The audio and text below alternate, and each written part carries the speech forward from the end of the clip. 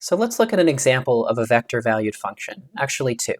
So let's look at the curves r of t equals cosine t sine t 0, and s of t is cosine t sine t t.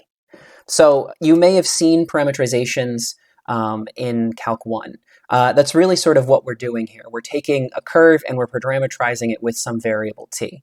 So if you recall from Calc 1, you may have seen that cosine t sine t from Calc 1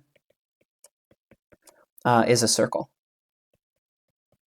So if we're just talking about a two-dimensional object, this looks like a circle, cosine t sine t 0. And in fact, actually, we're going to use the fact that the xy plane, two-dimensional plane, the xy plane is exactly when z equals 0. So this is, in fact, just a circle. If you wanted to convince yourself of that, look at the fact that cosine t squared plus sine t squared is equal to 1, but that's just x squared plus y squared, and that's equal to 1. Now, this is the equation of a circle. And so from top down, so if I was just looking at this from top down, and this was my x and my y, and maybe my z is just coming straight up out of my tablet to you, this would look something like this. So it would be a circle, radius 1, all the way around. It would repeat itself every 2 pi, of course, but I get a circle. Now, if I get a sense maybe for what my height is, so let's say z and t, what is my height as a function of t? Now, this third component here, the z component, the z coordinate, is simultaneously 0, and so it looks like the height is always 0 no matter what t is. And so what that gives us, if we look at the graph in 3 dimensions, top down it looks like a circle. The height of this point that's on this circle ends up being always 0, and so this is what the graph looks like. So it's a circle in the xy plane.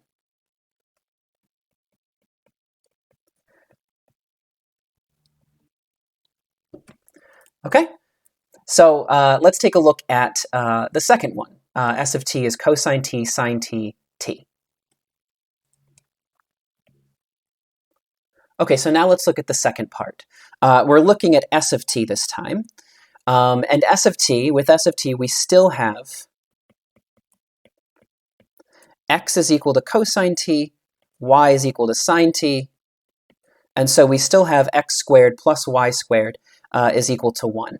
And so we can still use the fact that from top down, this is a circle. So we have our x and y. If we're looking sort of top down at the xy plane, and we have z maybe coming out of the board, from top down, this looks, again, like a circle. The difference between this and the first part of this example is that the height is not constant this time. So let's look at the height. So first I take a top-down view, then I'll look at the height, then I'll look at a 3-dimensional graph. Okay? So the height this time, z is a function of t this time. It is actually just t. And so if this is my t-axis and this is my z-axis, then z equals t is this line here. And again, this gives us a sense for what the height of my circle will be, what the height of this point that lives on the circle will be. And so in this case, let's take a look.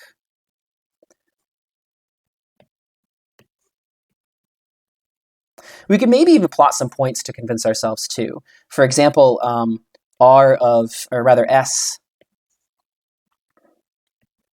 S of 0 would be the point 1, 0, 0, or rather the vector 1, 0, 0. S of pi over 2, that's going to be where sine is now 1, cosine is 0, so this would be the point 0, 1, pi over 2. Then sine of pi, for example, will be now at negative 1, 0, pi, and so on. And so we'll get points that end up sort of looking, so it's always on the circle, but the height is growing. And if I go in the other direction, it's always on the circle, but the height is growing in absolute value, getting increasingly negative.